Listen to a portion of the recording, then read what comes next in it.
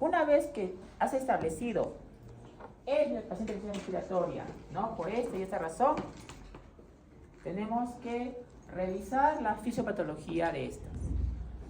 Entonces, lo tenemos bien claro y definido cuando es tipo 1. Cuando es tipo 1, son 5 fisiopatologías básicas, 5. En cambio, la tipo 2 es dependiendo del libro que leas, ¿no? En la tipo 1, las fisiopatologías son 5. ¿Cuáles son? Disminución de latido, Chang, discordancia de ventilación-perfusión, alteración de difusión e hipoventilación. 5. ¿De acuerdo? De acuerdo. En todo caso, cada uno de estos te lleva a una causa a investigar, ¿no? Aquí voy a terminar con esta explicación. Nosotros, también esto lo hemos revisado en la primera parte, nosotros tenemos un índice ventilación-perfusión, es decir, una relación aritmética entre un alveolo lleno de aire, entre un capilar lleno de sangre, listo para generarse el hematosis.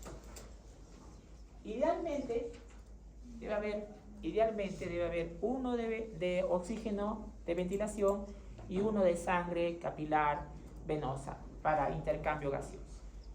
Si bien es cierto, los libros mencionan 1, pero sabemos nosotros que es 0.8. Lo sabemos. Incluso sabemos de que ese índice varía normalmente, les he mostrado en las primeras diapositivas, al empezar el semestre, que varía según sea la parte del tercio superior, tercio medio inferior. Es variable. Y esto deben recordarlo. Los extremos, deben recordarlo. ¿Cómo? Ojo.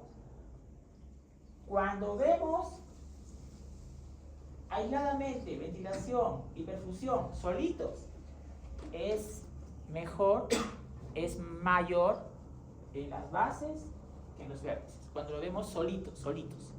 Ventilación solito, más en las bases que en los vértices. Perfusión solito, igual. Pero cuando lo vemos dividido, es al revés. Cuando está la relación ventilación entre perfusión, es mejor en los vértices que en las bases. Entonces, el extremo de este índice, ¿no? ¿Qué pasaría si la ventilación es 0? O sea, no hay nada de ventilación, está lleno de cualquier situación anormal y la perfusión está buena. Entonces 0 entre 1 es 0. Eso se llama efecto Chang. Pero ¿qué pasa en el otro extremo? Cuando la perfusión es 0, es decir, que la sangre capilar está obstruida, no pasa, por ejemplo, una embolia pulmonar, pero la ventilación está bien. Entonces 1 entre 0 no se puede calcular, es infinito. Eso se llama espacio muerto. Entonces hablamos de espacio muerto también cuando existe embolia pulmonar, porque la perfusión es 0. ¿De acuerdo? Estos extremos son buenos que lo tengan presente también cuando analicen este caso, ¿no? Entonces, sí, casi lo voy a dejar para terminar la idea. Un alveolo sano, completamente sano, lleno de aire. El ventrículo derecho, sus capilares con sangre venosa. Entonces les dije en la primera clase que los gases pasan por gradiente de presión. ¿Qué es eso? De donde hay más a donde hay menos. Entonces, acá hay más 100, acá hay menos 40. Entonces pasa el oxígeno del capilar venoso, del alveolo hacia el capilar venoso. Se carga de oxígeno y va hacia el corazón, ventrículo izquierdo, con una buena presión arterial de 95. Eso es lo normal. Cuando existe una integridad del alveolo, de la membrana alveolar capilar. ¿Ya? Entonces acá lo voy a dejar, acá terminé la idea. Gracias, sí, de verdad. Nosotros somos de cambios permanentes. Y voy a pasar al grupo que va a exponer. Me interesa que expongan el día de hoy, incluso les comento, para no retrasar el crossword, ¿no? Necesito 2 exposiciones más fuera de esta para darles ya el crossword, es decir, el crucigrama integrativo clínico, ¿no? necesito armarlo con lo que ustedes están exponiendo y van a compartir en el WhatsApp. Adelante, por favor. Compañeros, todos, en esta oportunidad vamos a exponer sobre el síndrome de insuficiencia respiratoria. Primero debemos saber que el síndrome de insuficiencia respiratoria se puede definir como un síndrome clínico característico en el cual hay una incorrecta oxigenación y eliminación del dióxido de carbono.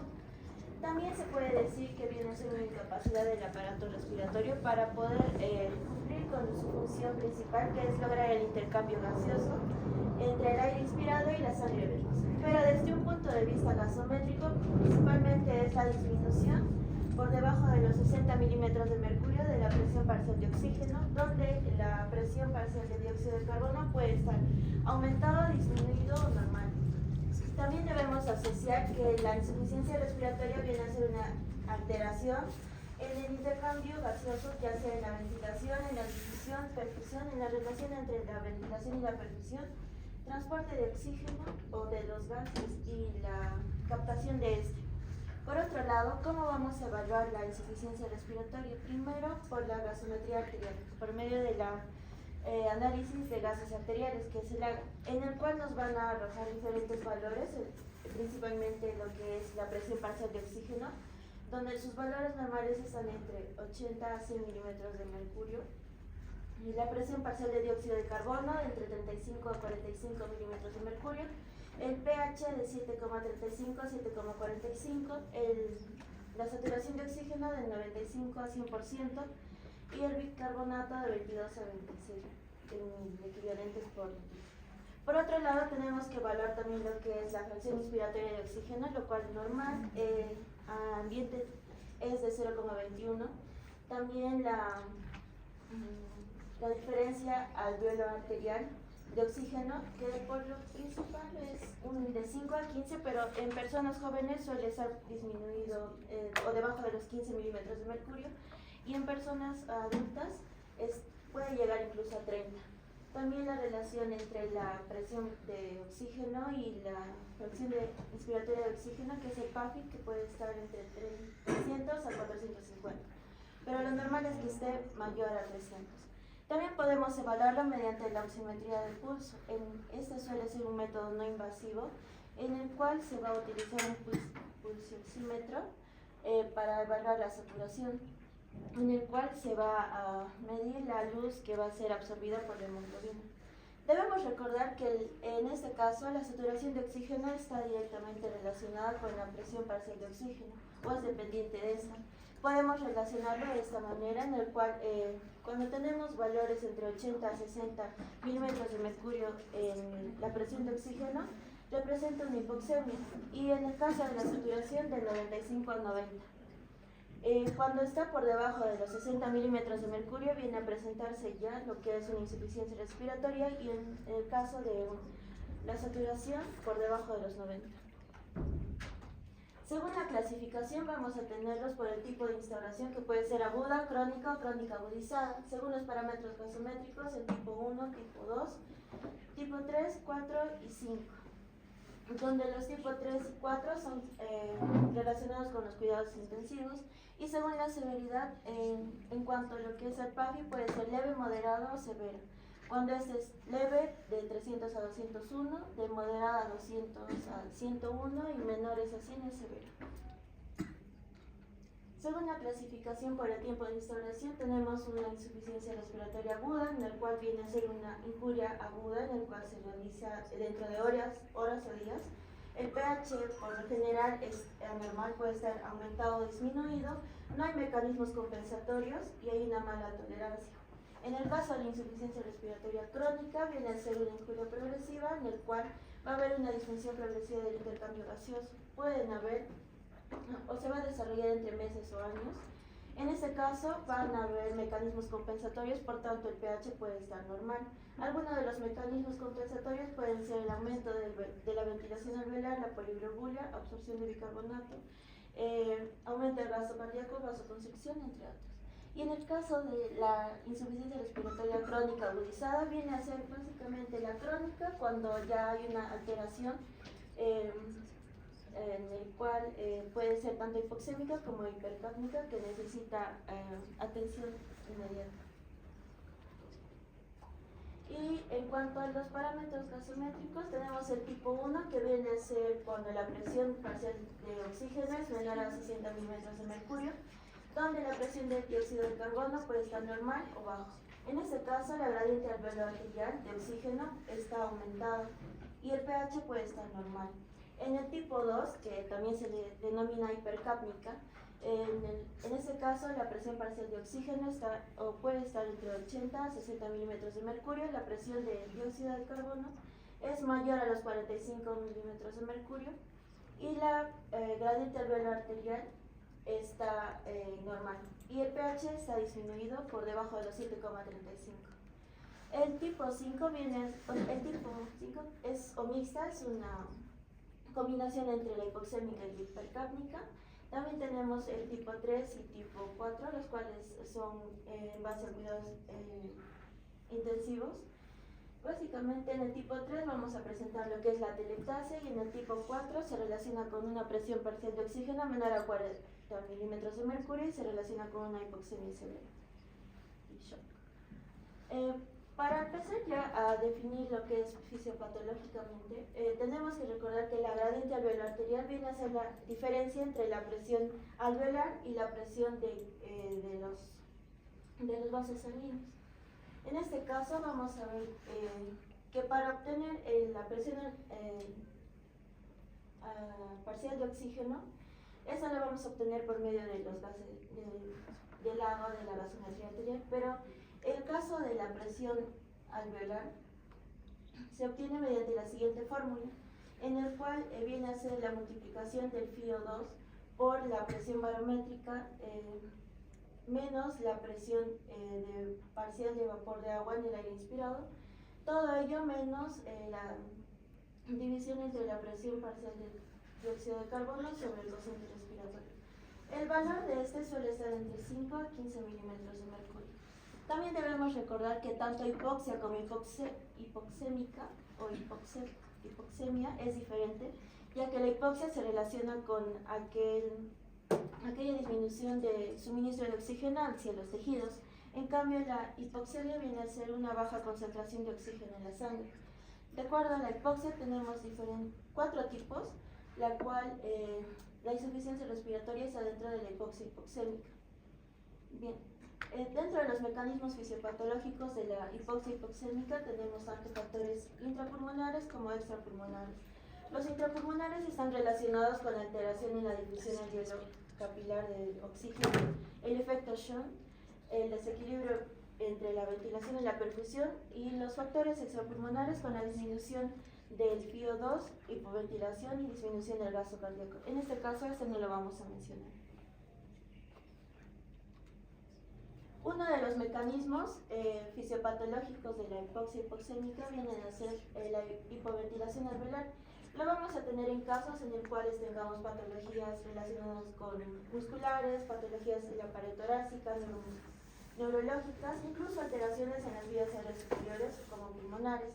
En este caso, en simples palabras, se trata de que el oxígeno no va a poder ingresar como es debido hacia nuestros pulmones, porque no hay una correcta expansión de la caja torácica o el centro neurológico está afectado, de tal manera que no puede entrar suficiente oxígeno y por tanto no puede difundirse de manera correcta hacia los capilares. Y asimismo, como no puede entrar, tampoco puede salir el dióxido de carbono, por tanto la presión de dióxido de carbono va a aumentar o se va a acumular. Podemos decir que la gradiente alveolar arterial se mantiene, ya que como tal no hay una afección dentro del parénquima pulmonar y por tanto en este caso se está disminuyendo y la presión parcial de oxígeno también se ha disminuido, pero no hay una alteración como tal. Por favor. Cajigas, doctor. Saavedra. Sí. Bien, continuando con el tipo 1, vamos a tener un mecanismo fisiopatológico que es la alteración en la difusión. Las dos enfermedades más conocidas respecto a este mecanismo va a ser la fibrosis pulmonar e intersticiopatías. ¿Qué va a pasar en la fibrosis pulmonar? Vamos a tener un alveolo con la membrana, con la pared alveolar engrosada, por lo tanto va a haber esta alteración en la difusión y la presión alveolar del oxígeno va a estar normal porque no hay obstáculo como un contenido mucoide, por ejemplo, pero la membrana, la pared alveolar es gruesa, entonces no va a tener el tiempo necesario, el oxígeno, para poder tener esa perfusión. ¿Por qué les digo lo del tiempo? Cuando un paciente con fibrosis pulmonar hace ejercicio, hace actividad física, el corazón va a latir más rápido, entonces el flujo sanguíneo va a aumentar y va a ser más rápido. Por lo tanto, el glóbulo rojo tiene menos tiempo de paso en los capilares y va a haber mayor consumo de oxígeno. Asimismo, vamos a tener una presión de CO2 disminuida. ¿Por qué? Porque va a haber una hiperventilación en el paciente y entonces con una presión alveolar de oxígeno normal y una presión arterial de oxígeno baja, vamos a tener que el gradiente alveolo arterial va a estar aumentado en la alteración de la difusión. ¿Sí?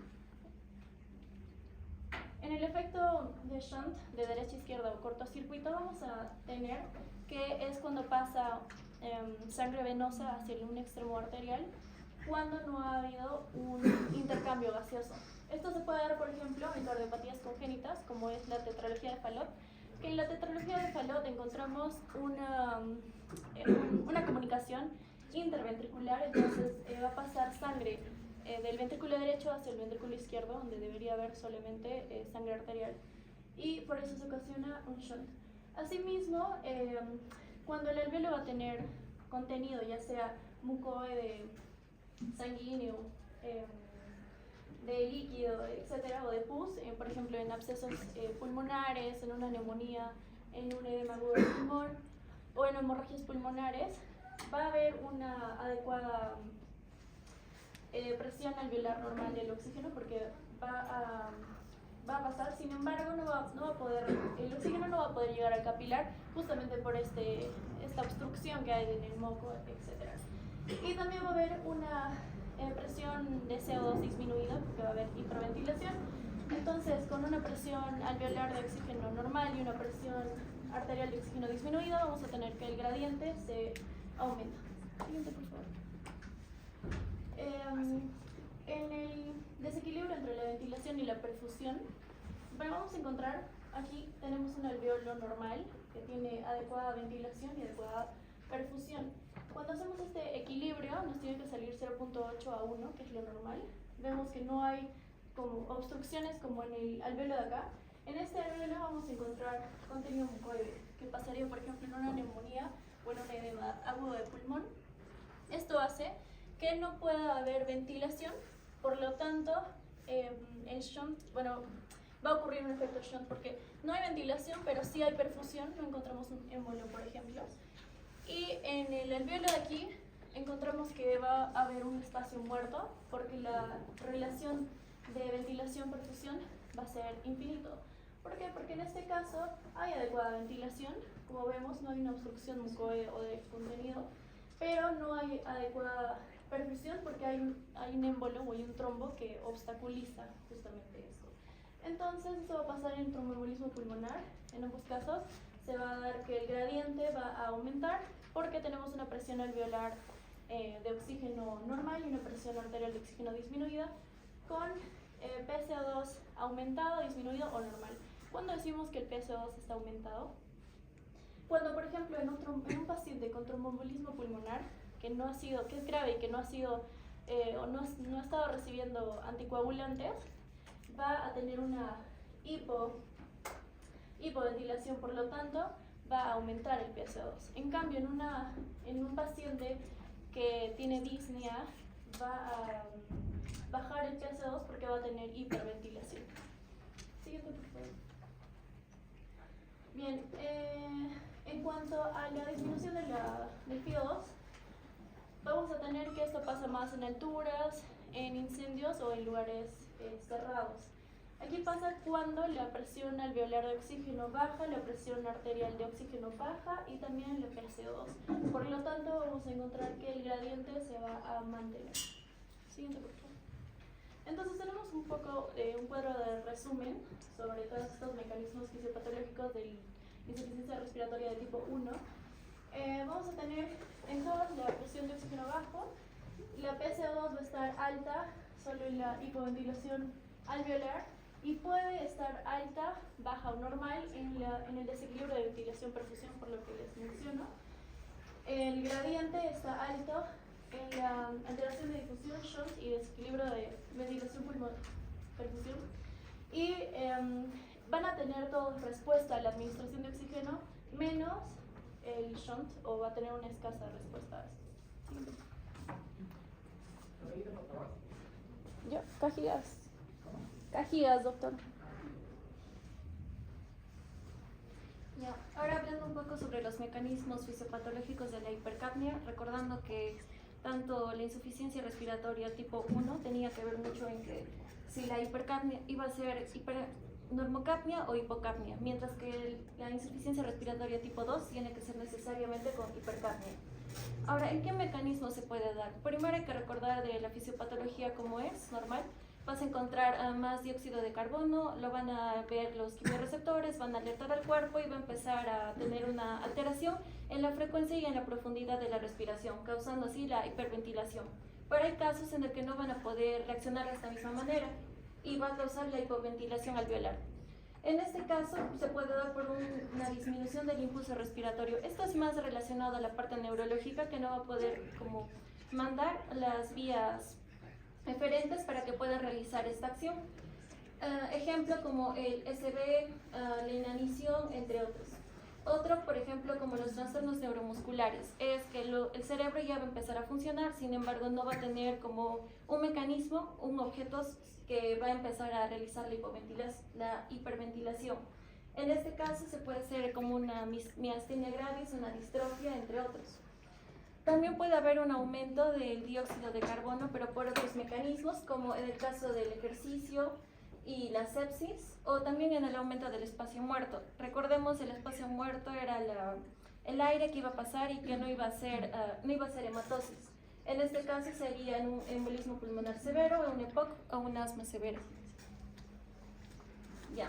En cuanto a un resumen de la etiopatogenia que se va a tener ya en base a la fisiopatología, vamos a separarla en una hipoxémica y una hipercápnica. Ambas van a tener en cuanto a una relación de la ventilación y la perfusión, pero solo la hipoxémica tiene una relación con el shunt, mientras que la hipercápnica tiene una más con la hipoventilación alveolar.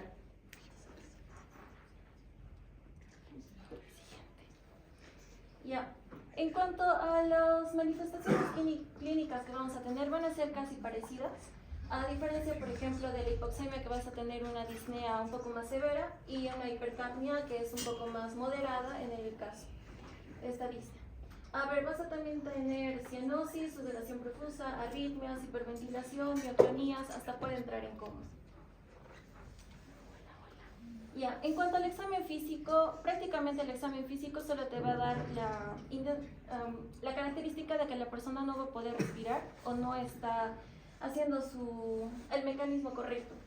En este caso vas a poder observar como un aleteo nasal, cianosis o también ver una arritmia respiratoria. En cuanto a la palpación va a ser de acuerdo a la enfermedad o a la patogenia que va a estar causando esto, y la percusión y auscultación también es de acuerdo a la patogenia. En cuanto a la metodología de diagnóstico, tenemos que ver primero qué tipo de insuficiencia respiratoria es, después determinar los mecanismos fisiopatológicos y por último la causa. Aquí es importante resaltar la gasometría arterial, recordando que menor de 60 miligramos la presión de oxígeno va a indicar una insuficiencia respiratoria.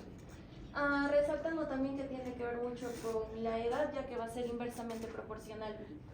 Otra cosa importante mencionar, la oximetría en pulso, que con la saturación menos de 90 ya se puede determinar que tiene insuficiencia respiratoria.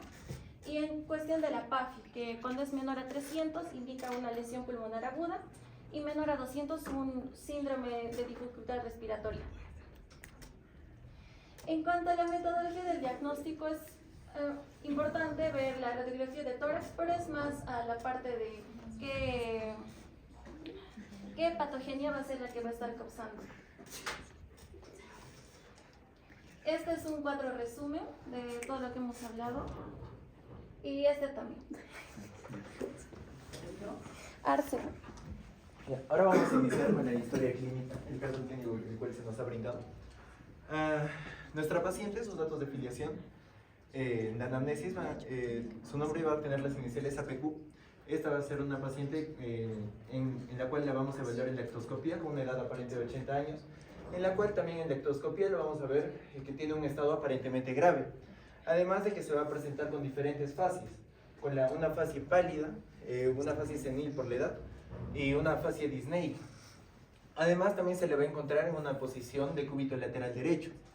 La anamnesis va a ser tomada de forma mixta, gracias a la misma paciente y a su hija. Como ya les estaba diciendo, ella va a ser una paciente de 82 años, de procedencia de San Jerónimo.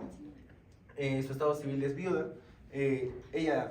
Su ocupación es ama de casa y sus idiomas en los cuales habla es quechua y castellano.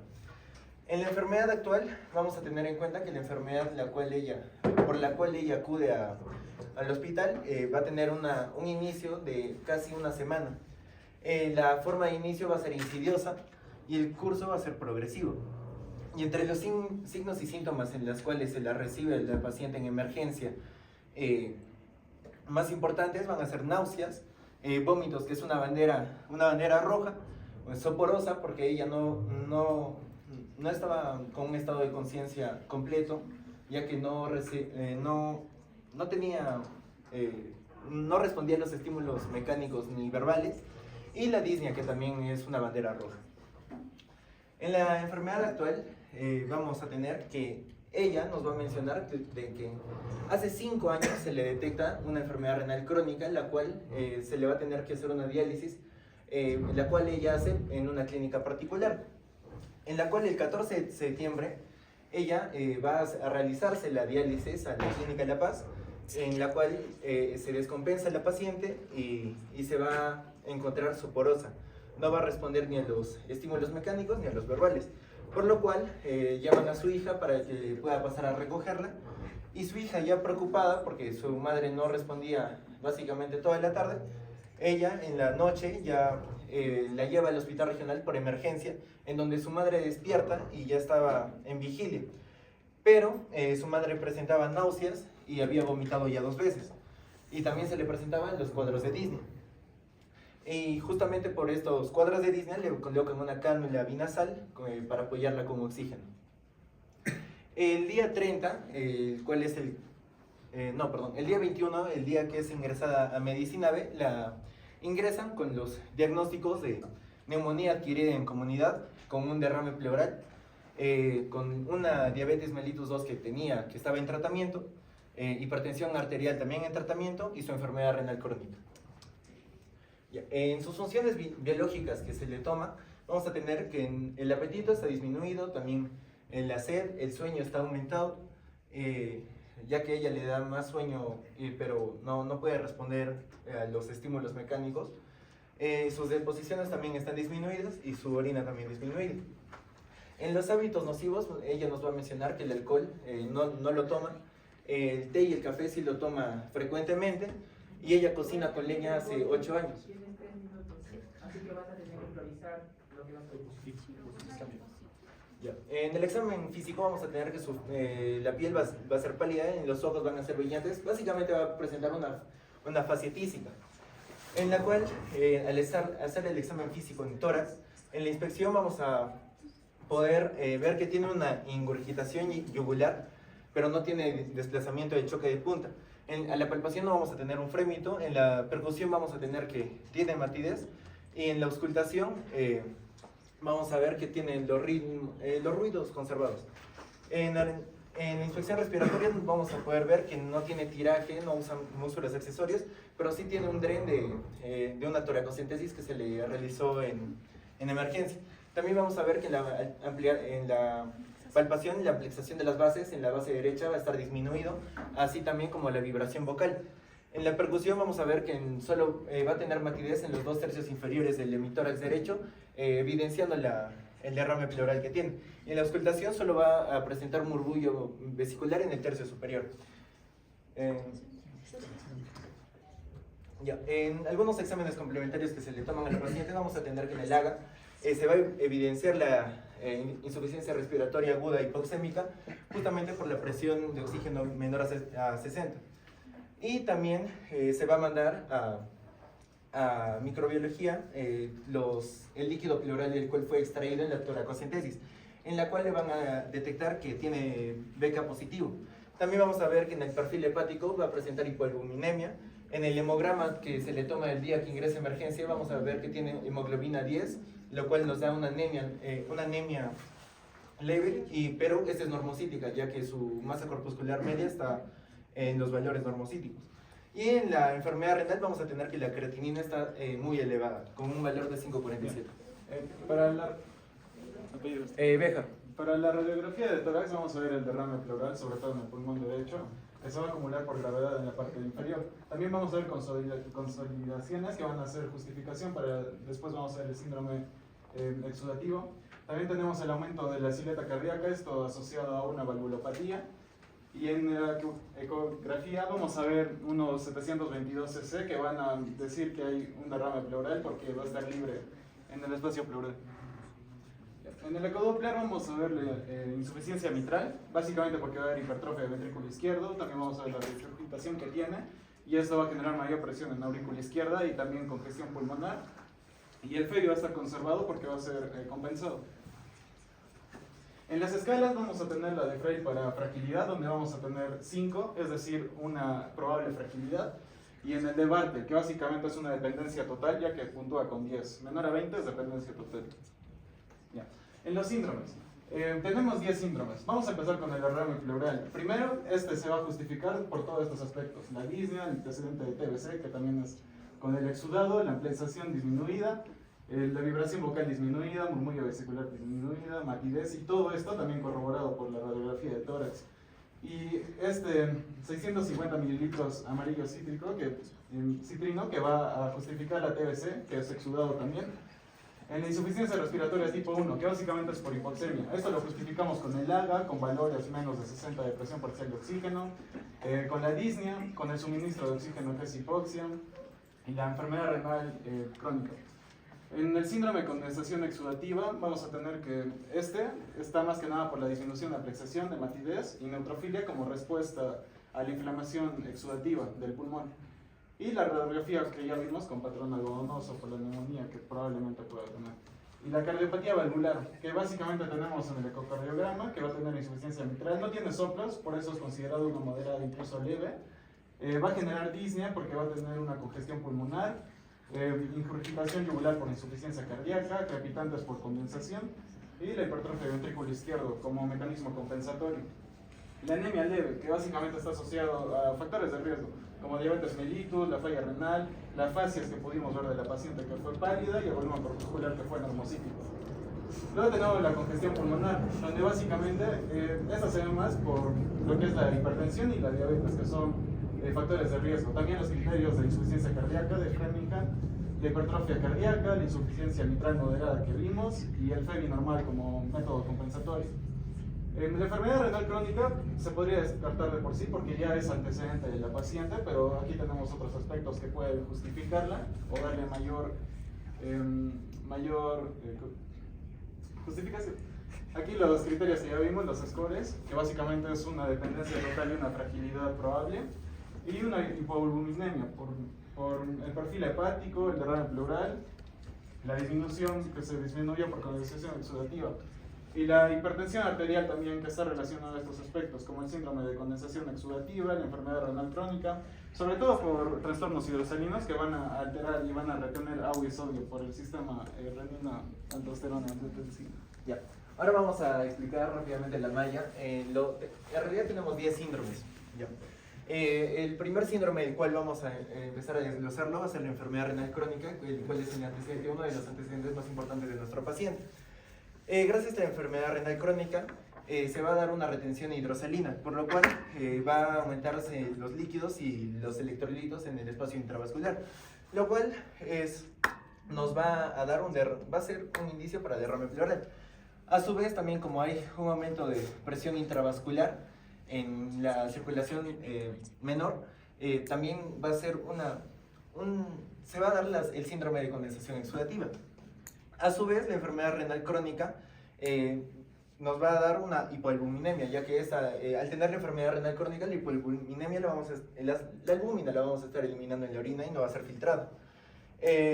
Y gracias a la hipoalbuminemia, esta va a afectar la capacidad de oxigenación y nos va a dar la insuficiencia respiratoria tipo 1. Ahora vamos a agarrar el síndrome de condensación exudativa. El síndrome de condensación exudativa se va a dar básicamente va a ser un círculo vicioso con la insuficiencia respiratoria debido a que hay un menor área de intercambio en los pulmones, por lo cual se va a producir la hipoxemia. Además de eso, también esta es causada por el derrame pleural que tenemos antecedente del TBC, el cual fue diagnosticado y el cual está en fase 2 de tratamiento. Luego vamos a tener la insuficiencia respiratoria. La insuficiencia respiratoria básicamente se va a generar por distintos síndromes que tenemos, por casi todos los síndromes que tenemos actualmente en esta paciente, ya sea por una cardiopatía valvular que va a ser una congestión pulmonar, por mayor aumento de la presión pulmonar, por la hipoalbuminemia que ya les había considerado. Y uno de los datos más importantes creo que cabe recalcar es por una diálisis, porque en la diálisis al hacer los diferentes juegos de presiones, esta nos va a dar una insuficiencia respiratoria. Además también cuando se habla de diálisis, nuestro paciente siempre tenemos que tener en cuenta que este puede tener anemia. En la insuficiencia respiratoria vamos a tener que esta también va a ser una congestión pulmonar, ya que debido a la hipoxemia va a haber una vasoconstricción, la cual va a hacer de que básicamente haya una congestión, ¿no? En la cardiopatía valvular vamos a tener que, como ya lo habían dicho mi compañero, se le va a detectar una insuficiencia mitral moderada. ¿Y por qué se da esto? Debido al síndrome geriátrico. Allí, debido a que en el síndrome geriátrico se va a dar hipertensiones arteriales por la edad. Y justamente la hipertensión arterial es un factor de riesgo para adquirir la cardiopatía valvular, la cual nos va a dar la congestión pulmonar, el derrame pleural y a su vez la insuficiencia respiratoria. También vamos a tener por último que la congestión pulmonar, debido a que hay mucha congestión en los vasos, va a hacer de que también el líquido se vaya hacia los alvéolos, haciendo de nuevo el síndrome de condensación exudativa. Y por último, en la enfermedad renal crónica, ya que tenemos una sobrecarga de líquidos y un desequilibrio ácido-base, esta va a ser una de las causas más rápidas para darnos el diagnóstico de insuficiencia respiratoria, además del diagnóstico de TBC que ya se confirmó.